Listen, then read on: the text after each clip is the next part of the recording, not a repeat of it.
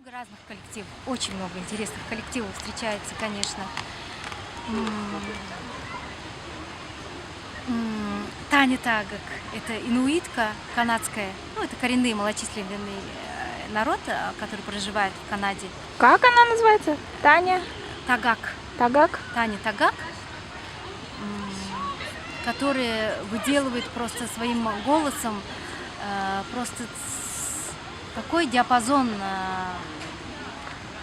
вокальный и артистический, просто необыкновенный. Она начинает, ну, все народы, музыка народов, это же мы же поем об окружающем мире, о природе, изображали животных, да, подражали звукам природы. И вот у них это то же самое и сохранилось, и она это с таким большим профессионализмом это делает, просто удивительно.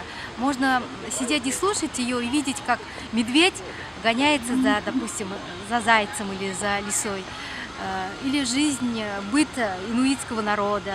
И все это делает голосом. И на сцене только она, и она часто меняет музыкантов, либо скрипач, либо виолончелист. На этот раз с ней был клавишник, по-моему.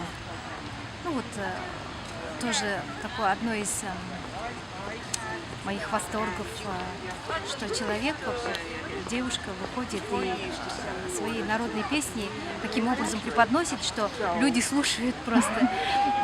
Хотя она выходит одна, и один музыкант. Это как надо работать, чтобы всех держать и при этом показать свою национальную культуру,